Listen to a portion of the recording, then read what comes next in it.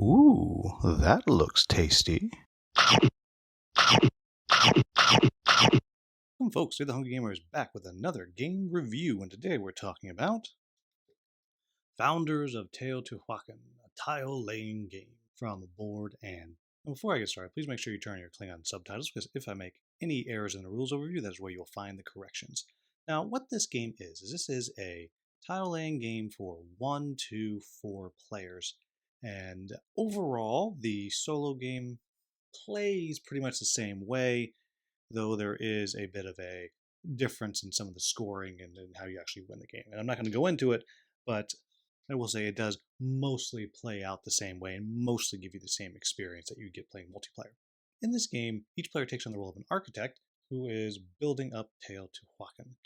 And the winner is going to be the person who scores the most points at the end of the game, and you're going to score points by accomplishing these different objectives here, as well as by putting these different temples out here on the board and then building up your pyramid here in the center. Now, I'm not going to go over everything that you can do in this game, but I will give you a quick rundown. At its longest, the game is going to take place over 4 different rounds. And in each round, you're going to have a number of action discs that you can place out onto the board.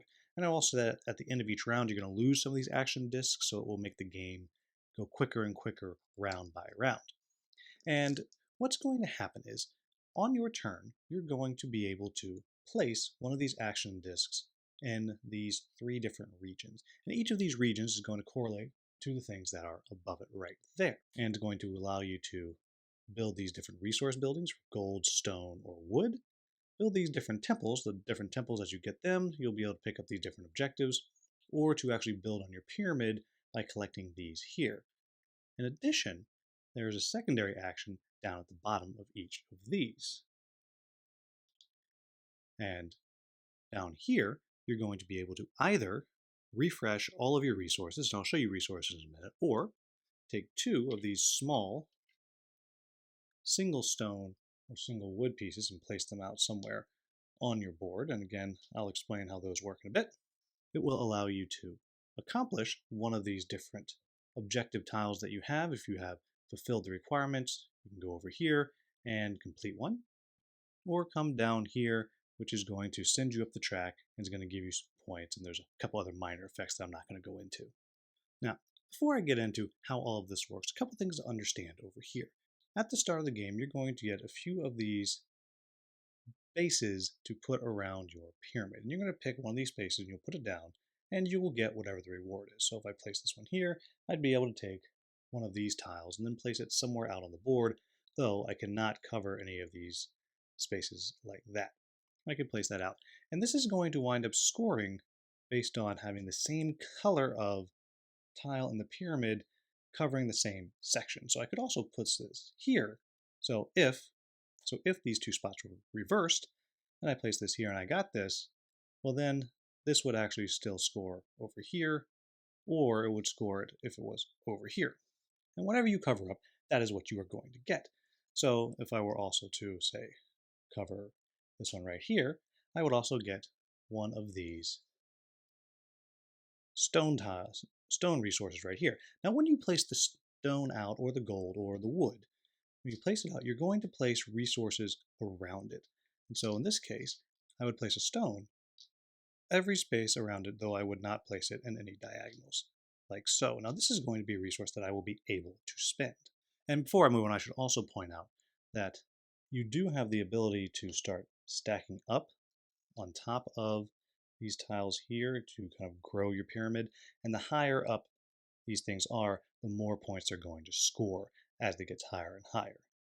Now that you see how you get the resources out here, let's go back to this side of the board and talk about these things here. So as I said, you're going to use these action discs to be able to take actions. So let's say that I wanted to build something for wood. Well, to do that, I need to have at least 2 action points worth of disc down. And I know it's 2 because this takes up 2 squares. If I wanted this one here, I would need a strength of 3 because it takes up 3 squares. Now you'll see that there's 2 discs already out here, and these are going to be bonus actions for the first person to do it. This one right here would allow me to activate any of these spots down here, while this one here actually allows my disc to count as one higher for the first person who puts it down. So if I were to put this one disc here, it would count as 2 because of this bonus. However, these things down here also count as a disc. So by placing this here, this would actually count as a strength of 3, and I could take this right here, I could place it over here, and then surround it with wood. Now you'll also see there's all these different spaces around the board. If you completely cover up one of those, so we'll say that we have done this, like so, and placed one of these out, then you can take that color mask from here, which will be worth in-game scoring. Now the interesting thing here is, as I said, this one right here, because I have the disc that's down there on the ground, plus this one, that counts as a strength of 2, and the first person got the bonus for 3. But now that that's covered up, there are 2 discs down. Well, another player could come in and place their disc on top, and now they would have a strength of 3. So you're able to stack on top of each other's discs to increase the power of what it is that you're trying to do. And that is something that's going to carry over through all of these different purchases that you're going to make. Now let's talk about these temples over here. In addition to getting the temple, when you build one of these, you'll also be able to claim one of these objective tiles over here. But what's going to happen here is as you're placing things out, and I'll say that this one right here is a free build action. I'm going to ignore that for now. And let's pretend that I spend 3 discs on top of this for a total of a strength of 4. Well, this here is 1, 2, 3, 4, 5 squares. So it's not quite big enough. So I actually don't have enough actions to just build it. In addition to that, you'll see that there is a cost right here on the side. For me to build this, I have to spend 1 stone and 1 gold. So let's, for the moment, just pretend that I have this out like so, and I would like to build this. Well, first I go there and I will spend my 3 discs on top of the one that is 4, which means I'm 1 short. And we'll get to how you make up that shortfall in a moment. And it's going to cost me 1 stone and 1 gold. So I take my 1 gold, I take my 1 stone. Then down here it tells me that for another stone, I can increase the power of my disc. So I spend 1 more stone, and that will allow me to get this here, which I can place almost wherever I want. I'll talk about how you decide where you're able to place in a moment, and then draw one of these. If I take this one would move over, and a new one would be revealed. And it's the same thing over here as you're buying these. These need a strength of 4 to purchase, and as you purchase them, you can take them and place them out onto the board, and you'll note you'll get points for doing so. Now, let's talk more about this over here. Now, as I said, you have the architect, who is right here. At the end of every one of your turns, the architect is going to move clockwise around your board. And what that means is, depending on where the architect is, that's going to tell you where you can build. So if the architect is here, and I had to make a purchase of this wood resource building, I can't place it over here. I have to place it here or here.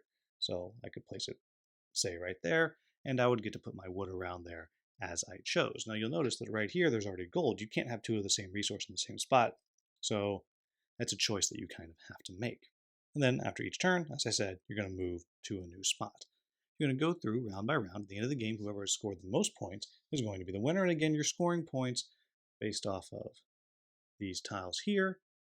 You're scoring points based off things that you've covered on the board. So if I were to cover that, I get 2 points in a single square of wood or stone.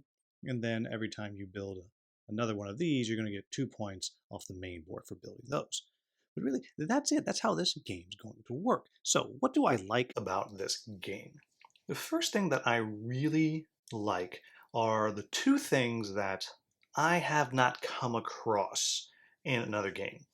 At least this style of game. I have yet to come across a game that mixes worker placement and polyominoes, which I think is very cool. But particularly, I really like the way the stacking of the discs work. So you can just go right out and claim a big, large thing, put all your discs out there. Well, you can't put all your time maxed out at 4, but you get the idea, and take something powerful. Or you can do a bunch of little small things. And by doing a bunch of little small things, you're waiting for other players to kind of build up the strength of that action, and then you're going to take that. And I think those choices there are really, really fun. And I think the way that the bonus actions are constantly switching every round is really cool. And so that in itself, I think, is very, very very satisfying. Along with that, I think it's very satisfying the way that the architect moves around because it's giving you a level of planning that really is a little bit brain burning because you're only going to have 3, 4 rounds, and depending on how many discs you're putting out each time, only a few actions each round. So if you're trying to chain multiple things together around your city, it's a real puzzle because maybe you're going to try to put a blue temple piece out there. Well, great. Well, to really get the bonus from the blue temple piece, you're going to need to have the temple and the pyramid in the center built up with blue pieces. But of course, you can't do that until the architect comes back around to the side that it needs to be on to kind of double that up. So if you're trying to double or triple something up, then you're really looking at some deep, long-term planning. I think that works really, really well. Next thing that I enjoy is I like the way that you're using the resource management along with the tile placement. I like how when you place something out there, you get your resources around it, and once you spend them, they're spent. You can take an action to get them back, or to get some of them back. But I like the way that works because, yes, it's resources. You're using resources to build things. How very Euro is that, right? But it's also taking up space on your board. So if you want to build something and maybe cover up those spots to get the bonus masks, well, you're taking away your potential resources. And that is another very, very cool balance that is in this game. And so what you're hearing is there are a lot of tricky and delicate balances in this game that you have to maintain to try to do well. And I think that is fantastically clever. And I will also say here that I've played the solo mode, and the solo mode is pretty darn good. It does a pretty solid job of making you feel like you are playing the game with other players. It has some challenges you're trying to accomplish and so on. And all in all, it's a pretty good solo, and I think it's definitely a satisfying game and one that a solo player could truly enjoy. So what are my quibbles with the game? Well, interestingly enough, I'm going to say pretty much all the stuff that I just praised.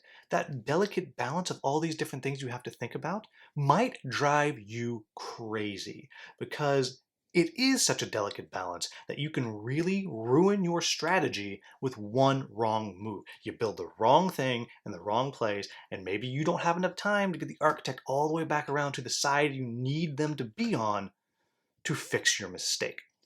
The same thing when you're picking your objective tiles. You pick the wrong one, or maybe you haven't managed out your time perfectly. You didn't use your discs perfectly. You're going to run out of time and not be able to turn in that objective. And there's constantly places where you can make a small mistake and you won't waste your action. There's always something that you can do, something you can get, but you just might feel like you're wasting an action. And with a game with so few actions, that might drive you crazy.